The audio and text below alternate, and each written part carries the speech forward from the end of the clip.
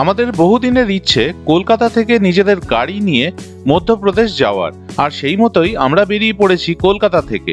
প্রথমে এসে পৌঁছই উত্তরপ্রদেশের বারাণসী। তারপর বারাণসীতে পুরো একটা দিন কাটালাম, কাশী বিশ্বনাথ মন্দির দর্শন করলাম, গঙ্গা আরতি দেখলাম। এই সব গল্প আছে আমার আগের ভিডিওগুলোয়, সেগুলো না দেখে থাকলে একবার দেখার অনুরোধ রইল। আশা করি আপনাদের ভালো লাগবে। ভিডিওগুলোর লিংক ডেসক্রিপশন বক্সে দেওয়া আছে। আজকে আমরা বারাণসী থেকে বেরিয়ে যাব মধ্যপ্রদেশের গোয়ালিয়র, আর এই ভিডিওতে থাকছে সেই গল্প। তাহলে চলুন শুরু করা যাক আজকের ভিডিও। গুড মর্নিং, এখন সময় হয়েছে সকাল 7:25, আর আমরা বারাণসীতে আমাদের হোটেল ভারুনাথ থেকে বেরোচ্ছি। আমরা আজকে যাব গোয়ালিয়র। সকালের বারাণসীর রাস্তা দেখুন কি সুন্দর, কত ফাঁকা ফাঁকা, আর যত সময় বাড়ে তত এই রাস্তা হয়ে ওঠে কি কনজেস্টেড। কালকে আপনারা দেখেছেন কতটা ভিড় থাকে এই বারাণসীর রাস্তায়। আজকে বারাণসী থেকে গোয়ালিয়র অবধি আমাদের টোটাল ডিস্টেন্স হচ্ছে 592 কিলোমিটার, আর সময় লাগবে 10 ঘন্টা 20 মিনিটের মতো। এই রাস্তাটা দেখাচ্ছি, রাস্তাটা খালি দেখুন কি সুন্দরভাবে ডেকোরেট করা। দেখুন স্পেশালি ল্যাম্প পোস্টগুলো, ডান দিকের গুলো মাথায় একটা ত্রিশূল রয়েছে, বাঁ দিকের গুলোর মাথায় কিন্তু ডুগডুগি রয়েছে। দেখুন কি সুন্দর ডেকোরেট করেছে। আর রাস্তার কন্ডিশন তো দেখতেই পাচ্ছেন, পুরো কংক্রিট রাস্তা, 3x3 রাস্তা, অসাধারণ। প্রথমেই আপনাদের কাছে আমার একটা ছোট্ট রিকোয়েস্ট, যদি আমার এই ভিডিওটা আপনাদের ভালো লাগে তাহলে প্লিজ আমার YouTube channel travel with tags subscribe করবেন। আমরা ন্যাশনাল হাইওয়ে কানেক্ট করে গেছি, আর রাস্তার কন্ডিশন আপনাদের দেখাচ্ছি। তার আগে রাস্তাটা কি হতে চলেছে আমাদের সেটা বলে দিই। আমরা এখান থেকে এলাহাবাদ, মানে এখন যেটা প্রয়াগরাজ, সেটা বাইপাস করে কানপুর বাইপাস করে মধ্যপ্রদেশের দিকে এগিয়ে যাব। আর রাস্তার কন্ডিশন দেখে নিন। তবে রাস্তায় কিন্তু লরির চাপটা অনেক বেশি, পুরো 3x3 রাস্তা, ওদিকে 3টে লেন, এদিকে 3টে লেন, আর রাস্তায় কোনো গর্ত নেই, কোনো ডাইভারশন নেই। Overall quality of the road অদ্ভুত সুন্দর। আর যত আমরা নর্থের দিকে এগিয়ে চলেছি, মানে কানপুরের দিকে এগিয়ে চলেছি, রাস্তার কোয়ালিটি কিন্তু আরও বেটার হয়ে যাচ্ছে। আজকে সকালে আমি যখন ম্যাপ দেখছিলাম রাস্তাটা দেখার জন্য, তখন আমি দেখছিলাম যে আমাদের আজকে টোটাল টোল লাগবে 1100 টাকা। কিন্তু আমি যেহেতু অ্যানুয়াল পাস করিয়েছি ফাস্ট্যাগের, আমার কিচ্ছুই লাগবে না। তার মানে আমার 1100 টাকা আজকে বেঁচে গেল। আর এই কথাটা আপনাদের বললাম কারণ আমার এই কথাটা মনে পড়লো এই টোল প্লাজাটা সামনে দেখে। এটা হচ্ছে আজকে আমাদের জন্য প্রথম টোল প্লাজা।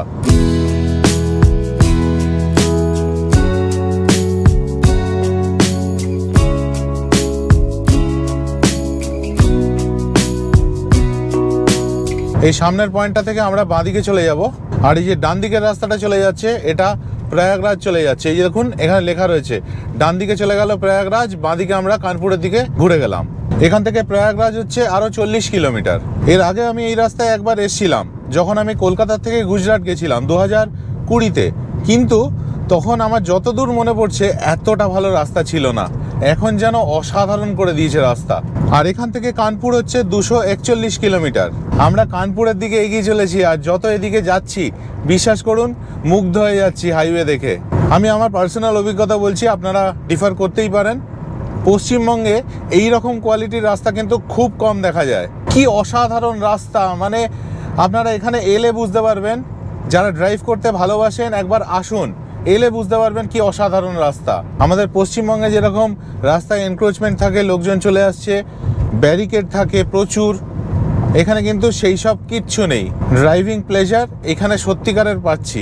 আরেকটা ব্যাপার হচ্ছে এই হাইওয়েতে কিন্তু স্পিড লিমিট আছে 80 কিলোমিটার/আওয়ার, আর কিছুক্ষণ পর পর স্পিড গান লাগানো রয়েছে, মানে এখানে ওভার স্পিডিং হলে অটোমেটিক টিকিট জেনারেট হয়ে যাবে। ডান দিকে দেখুন কি সুন্দর সিসিটিভি লাগিয়েছে, আর সেটা পাওয়ার নিচ্ছে সূর্যের আলোর থেকে, মানে সোলার প্যানেল দিয়ে ওটা পাওয়ার হচ্ছে। রাস্তার পাশে গাছের সারিটা দেখুন কি অসাধারণ লাগছে, একবার দেখুন পুরো লম্বা গাছের একটা লাইন। আজকে ড্রাইভটা কিন্তু আমরা চূড়ান্তভাবে এনজয় করছি। আমি সত্যি ভাবিনি এত পিকচারেস্ক, এত সুন্দর একটা রাস্তা পাবো। মধ্যপ্রদেশে আমি আগে ট্রাভেল করেছিলাম, যখন ইন্দোর গেছিলাম এই গুজরাট যাওয়ার সময়, তখনও দেখেছিলাম অসাধারণ রাস্তা। তো সেটাও আমাদের জন্য ওয়েট করছে যখন আমরা ইউপি থেকে মধ্যপ্রদেশে এন্টার করব। এইখান দিয়ে বাঁদিকে লখনৌর রাস্তা বেরিয়ে গেল, আর আমরা সোজা চলে যাচ্ছি কানপুরের দিকে। আমার মাথায় এখন অনেক রকম চিন্তা আসছে, তার মধ্যে একটা হলো আমরা তো কলকাতায় থাকি, প্রচুরবার নর্থ বেঙ্গল যাই, শিলিগুড়ি যাই, উত্তরবঙ্গের বিভিন্ন জায়গায় যাই, সিকিম যাই। তো ভাবছিলাম যে কলকাতার থেকে যদি উত্তরবঙ্গের রাস্তা, শিলিগুড়ির রাস্তা এই রকম হতো, কত তাড়াতাড়ি আমরা পৌঁছে যেতে পারতাম। জাস্ট দেখুন রাস্তাটা কি সুন্দর, আর ডান দিকে প্লান্টেশন করেছে সেটা একবার দেখুন। রাত্রেবেলা এর উপকারিতাটা বোঝা যাবে যখন ওপাশ থেকে গাড়িগুলো আসবে এবং এই গাছগুলোর জন্য হাই বিমের যে গাড়ির লাইট সেটা এদিককার লোকেদের চোখে পড়বে না। আপনাদের চেনা জানা কেউ যদি এই রাস্তায় ট্রাভেল করেন তাহলে তাদের সাথে এই ভিডিওটা প্লিজ শেয়ার করে দেবেন, তাহলে এই রাস্তার সম্বন্ধে তাদের ভালো একটা আইডিয়া হয়ে যাবে।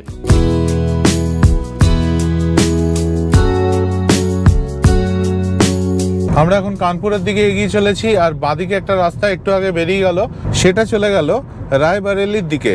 একটা কথা আপনাদের বলে দিই, এই রাস্তার ধারে খাবারের দোকান নেই বললেই চলে, হাতে গোনা কয়েকটা আছে, সেগুলো কিন্তু খুবই সাবস্ট্যান্ডার্ড। তো আমাদের ইচ্ছে ছিল এখানে রাস্তার ধারে কোনো একটা ভালো রেস্টুরেন্ট দেখে ব্রেকফাস্ট করে নেবো, কারণ বারাণসী থেকে যখন আমরা বেরিয়েছিলাম ব্রেকফাস্ট করিনি, কিন্তু মনে হচ্ছে না আজকে ব্রেকফাস্ট আমাদের হবে এই রাস্তার ধারে অ্যাটলিস্ট, কারণ কোনো ভালো জায়গা দেখতে পাচ্ছি না আমরা।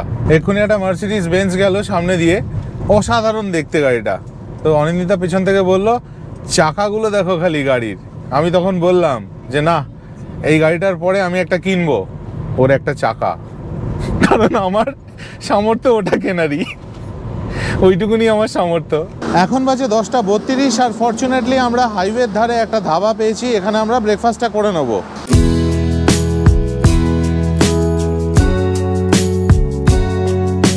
ব্রেকফাস্টে প্রথমেই এসে গেছে আমাদের পনির পকোড়া, দেখে তো খুব ভালো লাগছে, একবার খেয়ে দেখি। ভালো করেছে, ভেতরে পুরো পনির, উপরে জাস্ট একটা ছোট্ট কোটিং। আমার জন্য আমি আলু পরোটা অর্ডার দিয়েছি, সেটা আসছে। ততক্ষণ পনির পকোড়া এনজয় করি। এসে গেছে আলুর পরোটা, দেখেই লোভ লাগছে, এত ভালো লাগছে দেখে। সাথে দিয়েছে দই আর আচার, দুর্দান্ত বানিয়েছে, অসাধারণ স্বাদ। আর ভেতরে পুরো ঠাসা আলু, পুরটা যেটা দিয়েছে কোনো রকম কার্পণ্য করেনি, পুরো ভর্তি পুর ঠেসে দিয়েছে। অনিন্দিতা এই কুল্লার চা নিয়েছে। এবার এলো আমাদের অর্ডার করা পেঁয়াজ পকোড়া, একটা খেয়ে দেখি। খুব ভালো বানিয়েছে, ক্রিস্পি এবং গরম আছে, কারণ এক্ষুনি বানিয়ে দিল, কিন্তু দুর্দান্ত খেতে। আমাদের ব্রেকফাস্ট হয়ে গেল, আমরা এবার বেরিয়ে পড়লাম। এখানে আমাদের বিল হলো 450 টাকা। আর ব্রেকফাস্ট যেরকম বললাম আগেই, অসাধারণ হলো। শুধু এই ব্রেকফাস্টের জায়গাটা, এই ধাবাটা একটু আগে পেলে খুব ভালো হতো আমাদের, কারণ এখন 11:10 বেজে গেছে, সময়টা একটু দেরি হয়ে গেছে। আমাদের লাঞ্চে যা এখানে খেলাম, আমাদের লাঞ্চটা একটু দেরি করে করতে হবে, তাহলে লাঞ্চ খেতে পারবো না। যাই হোক, সামনে রাস্তাটা দেখুন কি অসাধারণ রাস্তা। কানপুর অবধি আশা করি এরকমই রাস্তা চলবে, তারপরে আমরা আস্তে আস্তে মধ্যপ্রদেশের দিকে ঘুরে যাব। কোথাও ঘুরতে গেলে আমি ফিরে এসে ভিডিও বানাই, তাই ভিডিও আপলোড করতে সময় লাগে। কিন্তু আপনারা যদি বেড়ানোর সময় ডেলি আপডেটস চান, তাহলে ইনস্টাগ্রাম আর ফেসবুকে আমার পেজগুলো ফলো করতে পারেন। আর যারা সোশ্যাল মিডিয়াতে নেই তারা সেরকমই থাকুন, বিশ্বাস করুন অনেক ডিস্ট্রাকশন মুক্ত থাকা যায়।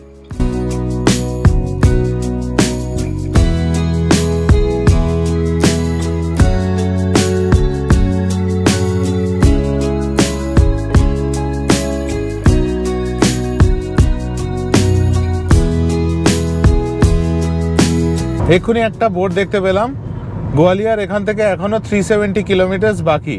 আর এই যে রাস্তাটার উপর দিয়ে আমরা এখন যাচ্ছি, এটা কংক্রিটের রাস্তা। আর কংক্রিটের রাস্তায় সব ঠিক আছে, কিন্তু আওয়াজ প্রচণ্ড বেশি হয়। মানে গাড়ির মধ্যে এত আওয়াজ হচ্ছে, পিচের রাস্তায় এতটা আওয়াজ আমরা ফেস করি না। তবে রাস্তার কোয়ালিটি কিন্তু সত্যি ভালো, কোথাও কোনো গর্ত নেই, কিচ্ছু নেই। কয়েকটা জায়গায় ডাইভারশন আছে, ডাইভারশন মানে উল্টো দিকের রাস্তাটা কোনো কারণে মেনটেনেন্স হচ্ছে হয়তো, আর সেই জন্য একটা রাস্তা দিয়েই দুটো ট্রাফিক আপ অ্যান্ড ডাউন মুভমেন্টটা হচ্ছে, কিন্তু স্মুথলি আমরা বেরিয়ে আসছি। কোথাও কোনো প্রবলেম এখনো পর্যন্ত আমরা ফেস করিনি। সকাল থেকে আমরা ড্রাইভ করছি, পুরো ড্রাইভটাই এখনো পর্যন্ত ভীষণ স্মুথ। এখন বাজে 1:30 আর আমরা পৌঁছে গেছি কানপুর। কানপুর শহর আমরা বাইপাস করে চলে যাচ্ছি। আর এখানে বাইপাসটা একটু অন্য ধরনের। বাইপাস জেনারেলি হয় শহরের বাইরে দিয়ে একটা রাস্তা, আর এখানে কানপুর বাইপাসটা দেখুন, একটা ফ্লাইওভার।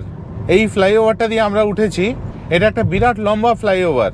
এটার বিভিন্ন এন্ট্রি এক্সিটস আছে, যেখান দিয়ে যার নামার দরকার কি ওঠার দরকার সে সেখান দিয়ে উঠবে। আর দেখুন জাস্ট ফ্লাইওভারটা, আমরা সোজা বেরিয়ে যাচ্ছি টুয়ার্ডস গোয়ালিয়র। আর আশেপাশে যেসব বাড়িঘর দেখতে পাচ্ছেন সব কানপুর শহরে। বাঁদিকে একটা এন্ট্রি, মানে নিচ থেকে যারা ফ্লাইওভারে উঠছেন তারা এখান দিয়ে উঠছেন, এই যে গাড়িগুলো এখান দিয়ে উঠছে। আর আমরা যেরকম সোজা বেরিয়ে যাচ্ছি ফ্লাইওভারের ওপর দিয়েই। আমরা 14 কিলোমিটার এই ফ্লাইওভারের ওপর ট্রাভেল করেছি, কিন্তু এখনও ফ্লাইওভার কোথায় নামবে দেখতে পাচ্ছি না। কিন্তু কি অসাধারণ ইনফ্রাস্ট্রাকচার দেখুন কানপুর শহরের মধ্যে। এখন আমরা এই ফ্লাইওভারের ওপর দিয়ে যাচ্ছি, আর দুদিকে যত বাড়িঘর দেখতে পাচ্ছেন সব কানপুর শহরের মধ্যে। আমরা পুরোপুরি শহরটাকে ওপর দিয়ে বাইপাস করে এগিয়ে যাচ্ছি। যদি এই ফ্লাইওভার না থাকতো তাহলে নিচে কতগুলো ক্রসিং পার হতে হতো এবং কত সময় নষ্ট হতো সেটা খালি ভাবুন। আর এই এখন দেখতে পাচ্ছি ফ্লাইওভার নামছে সামনে। এই ফ্লাইওভার প্রায় 15 থেকে 16 কিলোমিটার লম্বা। এখন আমরা ফ্লাইওভার ছেড়ে নিচে নেমে এসেছি, আর এখন মনটা কিরকম ডিজেল ডিজেল করছে।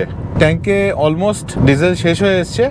আর আমি সকালে ইন্টারনেটে চেক করছিলাম, এমপিতে ডিজেলের দাম বেশি, ইউপিতে অনেকটাই কম। তো আমি এমপি ঢোকার আগে ইউপিতেই কোথাও একটা ভরিয়ে নেবো। আর একটু এগোতেই পেয়ে গেলাম এই পেট্রোল পাম্পটা, আর ঢুকে পড়লাম ডিজেল নিতে। একটা পেট্রোল পাম্প পেলাম, দাঁড়িয়ে পড়লাম, ডিজেল ভরিয়ে নিচ্ছি, ফুল ট্যাঙ্ক করে নিচ্ছি। এখনও ইউপিতেই আছি, আরও বেশ খানিকটা গেলে এমপি হবে। আর এখানে ডিজেলের রেটটা আপনাদের দেখিয়ে দিচ্ছি। ডিজেলের রেটটা দেখুন 87.43। কলকাতাতে সেটা হচ্ছে 92 বা 93, 5 টাকা করে ডিফারেন্স।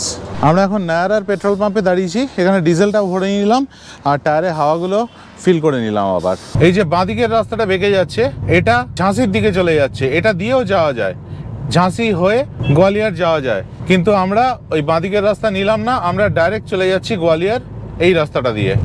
আর এই রাস্তাটা দিয়ে দিল্লি এবং আগ্রাও যাওয়া যায়। আগ্রা এখান থেকে 289 কিলোমিটার। এখন বাজে 2:45 আর আমরা হাইওয়ের ধারে দাঁড়ালাম এই কাকেতি হাতি বলে একটা জায়গায়। খুব সুন্দর একটা ধাবা দেখতে পেলাম, এখানে দাঁড়িয়ে পড়লাম লাঞ্চের জন্য। এই হচ্ছে হাইওয়ে, ওই পাশ থেকে আমরা আসছিলাম ওইদিকে গোয়ালিয়র। এইখান দিয়ে আমরা ঢুকে এসে এই দাঁড়িয়ে পড়লাম এই ধাবার সামনে।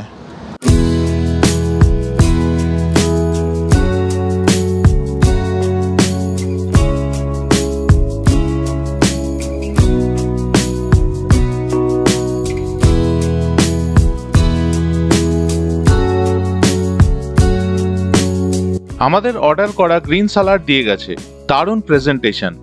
এছাড়া আমরা নিয়েছি ভেজ হাক্কা চাউমিন, চিলি পনির আর তন্দুরি রুটি। আর এই রেস্টুরেন্টটা পিওর ভেজ রেস্টুরেন্ট।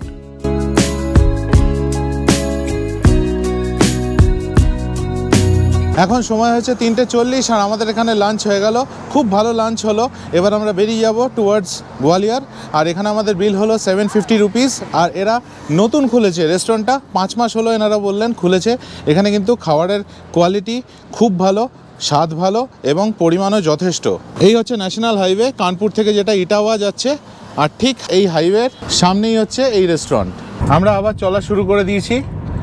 এখনও গোয়ালিয়র পৌঁছতে আমাদের ট্রাভেল করতে হবে 216 কিলোমিটার্স, আর পৌঁছতে সময় লাগবে 4 ঘন্টা 18 মিনিট। আর এখন যে রাস্তাটা দিয়ে যাচ্ছি তার স্পিড লিমিট হচ্ছে 80 কিলোমিটার পার আওয়ার। আপনাদেরকে যেরকম আগে বললাম যে এই রাস্তায় স্পিড লিমিট হচ্ছে 80 কিলোমিটার পার আওয়ার, তো আমি গাড়িটাকে ধরে রেখেছি 72 থেকে 75-এর মধ্যে। আর পাশ দিয়ে হু হু করে গাড়িগুলো টেনে বেরিয়ে যাচ্ছে। আর একটা পয়েন্টে সত্যি ফ্রাস্ট্রেটেড লাগছিল, ভাবছিলাম যে বোর্ডটা কি শুধু আমিই দেখতে পাচ্ছি, অন্য গাড়িগুলো কি দেখতে পাচ্ছে না, নাকি তাদের জন্য অ্যাপ্লিকেবল নয় স্পিড লিমিটটা। সব গাড়ি দেখছি হু হু করে টানছে, আর আমি মধ্যখান দিয়ে যাচ্ছি 75 কিলোমিটার পার আওয়ার ধরে রেখেছি।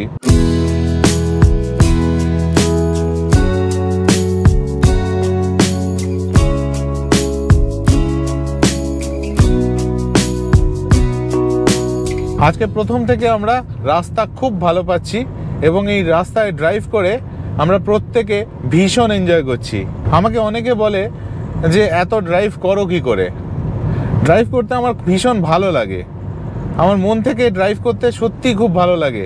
আর এখন শরীরে দেয়, এখন এতখানি ড্রাইভ করলে টায়ার্ড হই না, তো ওই জন্য করে নিচ্ছি এই জিনিসগুলো যেগুলো আমার ড্রিম।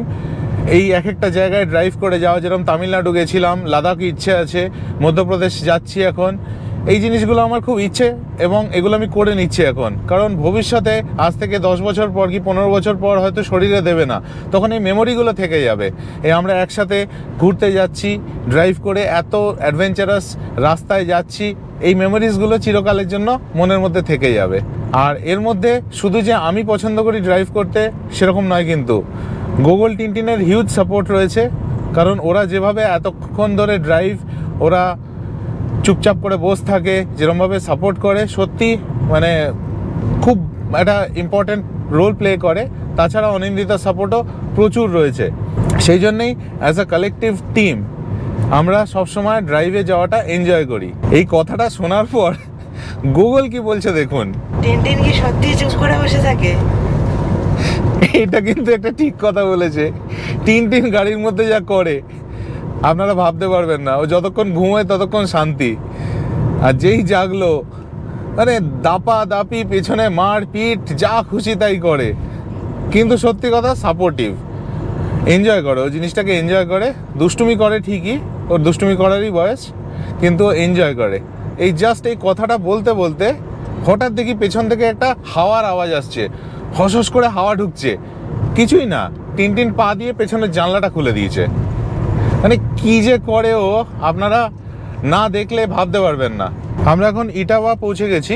এইখান থেকে আমরা বাঁদিকে নিয়ে নেবো টুয়ার্ডস গোয়ালিয়র। এইবার আমরা ঢুকে গেলাম বাঁদিকে গোয়ালিয়রের দিকে। আমরা এক্ষুনি যে লেফট টার্নটা নিলাম, তারপরে আমরা একটা ভেতরের রাস্তায় ঢুকে পড়েছি। রাস্তাটা ঠিক আছে, কিন্তু খুব একটা ভালো কন্ডিশন নয়। এখান থেকে আমাদের গোয়ালিয়র পৌঁছতে 113 কিলোমিটার জার্নি করতে হবে, আর সময় লাগবে 2 ঘন্টা 50 মিনিটের মতো।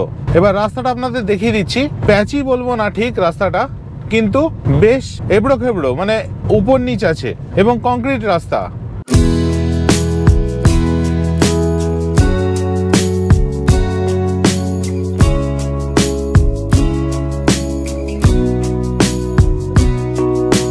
গোয়ালিয়র এখান থেকে আর 98 কিলোমিটার।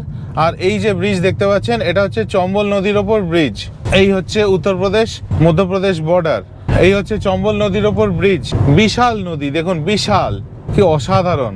যে দিকটা থেকে আমরা এলাম সেই দিকটা হচ্ছে উত্তরপ্রদেশ, আর সামনেটা হচ্ছে যেদিকে আমরা যাচ্ছি সেটা হচ্ছে মধ্যপ্রদেশ। আমরা আমাদের এই ট্রিপে 5ম রাজ্য মধ্যপ্রদেশে ঢুকতে চলেছি। আর এই যে রাস্তাটায় ঢুকবো শুরু হয়ে যাবে মধ্যপ্রদেশ। গোয়ালিয়র এখান থেকে 103 দেখাচ্ছে, কিন্তু একটু আগে 98 কিলোমিটার দেখালো। মানে মাইলস্টোনও তেমনি, এক একটা এক এক রকম বলছে। যাই হোক, আমরা ঢুকে পড়লাম মধ্যপ্রদেশে। দুর্দান্ত লাগছে, সত্যি কথা বলছি, ভীষণ ভালো লাগছে। সেকেন্ড টাইম এই নিয়ে আমি মধ্যপ্রদেশ এলাম নিজের গাড়ি চালিয়ে। আর এই রাস্তায় গাড়ির স্পিড লিমিট হচ্ছে 60 কিলোমিটার পার আওয়ার। আর অনিন্দিতা, টিনটিন, গুগল প্রথমবারের জন্য মধ্যপ্রদেশ আসছে। দুর্দান্ত দুর্দান্ত, অভিজ্ঞতাটা পুরোপুরি আলাদা। আর উত্তরপ্রদেশের লাস্টে যেটুকুনি রাস্তা ছিল, যেরকম বললাম খুব এবড়ো খেবড়ো রাস্তা ছিল, কিন্তু এখন কিন্তু রাস্তা খুব ভালো হয়ে গেছে। যেরকম দেখতে পাচ্ছেন ভীষণ ভালো কন্ডিশনের রাস্তা। এই রাস্তাটার দুটো বিরাট বড় ডিসঅ্যাডভান্টেজ হচ্ছে, এক হচ্ছে কোটি কোটি গরু রাস্তার উপর দাঁড়িয়ে রয়েছে।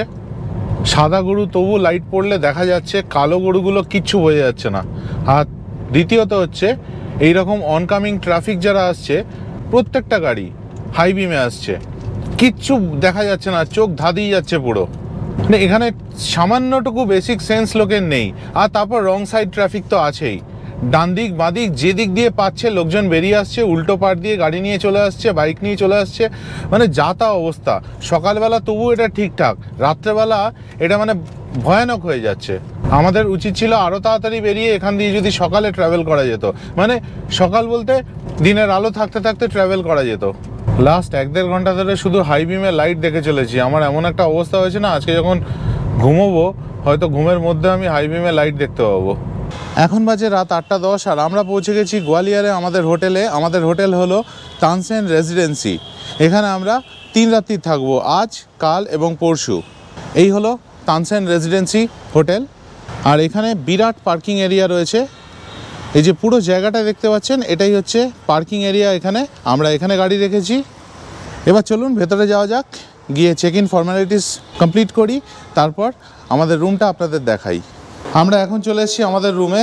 হোটেল তানসেন রেসিডেন্সিতে আমাদের রুম নাম্বার হচ্ছে 209। আপনাদের চট করে রুমটা দেখিয়ে দিই। এই হচ্ছে মেন ডোর, এখান দিয়ে ঢুকে এই হচ্ছে রুম, দুর্দান্ত রুম। এখানে হচ্ছে একটা বড় খাট, তার দুপাশে দুটো টেবিল, ওখানে ইন্টারকাম রয়েছে, ওই পাশে একটা টেবিল রয়েছে, দুটো চেয়ার রয়েছে, ওদিকে একটা ওয়ার্কিং ডেস্ক রয়েছে, আর একটা চেয়ার রয়েছে, এইখানে একটা র্যাক মতো রয়েছে, টিভি, আর এইখানে মোস্ট প্রবাবলি ফ্রিজ আছে, ইয়েস। আর এখানে চা কফি বানানোর সরঞ্জাম দিয়ে দিয়েছে, এইখানে 4টে জলের বোতল দিয়েছে, ওপরে যথেষ্ট পরিমাণে লাইট আছে, পাখা রয়েছে, এসি রয়েছে। আর এই ডান দিকে বাথরুম, এটা হচ্ছে একটা ফুল সাইজ ওয়ার্ডরোব, এখানে আয়না, ওইখানে আবার কিছু লাগেজ রাখার জায়গা, এখানে একটা চেয়ার রয়েছে। আর এই হচ্ছে বাথরুম, আলাদা স্নানের জায়গা, কমোড, এই পাশে বেসিন, ওপরে আয়না, এক্সস্ট পাখা রয়েছে। দেখুন রুম তো খুব ভালো, সব কিছু ঠিক আছে মানলাম, কিন্তু প্রথমে এখানে নামতেই এনাদের যা ব্যবহার মুগ্ধ করে নিল, মন ছুঁয়ে নিল। এক একটা লোক কি অসাধারণ ব্যবহার, আপনাদের বলে বোঝাতে পারবো না। মানে এত হোমলি ফিল করিয়ে দিল প্রথমেই, মানে আমাদের 4জনই অভিভূত, পুরো দুর্দান্ত লাগলো। এখানে একটা ড্রয়ার আছে, আর এখানে আরেকটা আছে, তবে এটা এখানে একটা মিনি ফ্রিজ আছে। হ্যাঁ, এই ড্রয়ারটা আমি দেখাতে ভুলে গেছিলাম আপনাদের, তো এটা টিনটিন আমাকে মনে করিয়ে দিল, তো থ্যাংক ইউ টিনটিন। এই পাশে একটা বড় উইন্ডো আছে। হোটেল এমপিটি তানসেন রেসিডেন্সিতে আমাদের রুমের ব্যাপারটা এবার আপনাদের বলে দিই। আমাদের রুম হচ্ছে এসি ডিলাক্স রুম। এই রুমে আমাদের 3 রাত্রের জন্য দিতে হচ্ছে 10,498 টাকা, এর মধ্যে 3টে ব্রেকফাস্ট ইনক্লুডেড। এবার আমরা চলে এলাম ডিনার করতে। আমরা আজকে ডিনারে নিলাম বাটার চিকেন, ডাল, ভিন্ডি ভাজা, ভাত, স্যালাড, রুটি আর পরোটা। এখন বাজে 10টা 30 আর আমরা আমাদের রুমে চলে এসেছি ডিনার করে। ডিনারের ব্যাপারটা আপনাদের বলে দিই। খাবার দাবারের টেস্ট অসাধারণ, আর ব্যবহার তো আগেই বলেছি, দুর্দান্ত ব্যবহার এনাদের, আর ব্যবস্থা এনাদের রাজকীয়। সত্যি কথা বলছি, এই প্রথম জীবনে একটা রেস্টুরেন্টে বসে ডিনার করলাম, একটা হোটেলের রেস্টুরেন্টে ডিনার করলাম উইথ লাইভ মিউজিক পারফরমেন্স। আর যে ভদ্রলোক গাইছিলেন, উফ, ওনার গলার আওয়াজ কি, ওনার পারফরমেন্স দেখে মুগ্ধ আমরা, অসাধারণ লাগলো, সত্যি এনজয় করলাম। আজকের এই ডিনার আমাদের সারা জীবন মনে থাকবে। আজকের গল্প এই পর্যন্তই। এর পরদিন সকালে আমরা গোয়ালিয়র থেকে বেরিয়ে বেশ কিছু জায়গা যেমন মিতাওলি, পাড়াওলি, বটেশ্বর গ্রুপ অফ টেম্পলস ঘুরতে যাই। আর এই সব গল্প নিয়ে আসবো আমার পরের ভিডিওয়, তাই দেখতে থাকুন আমার চ্যানেল। আর ভিডিওটা ভালো লাগলে আমার YouTube channel travel with tag subscribe করার অনুরোধ রইল। ভালো থাকবেন।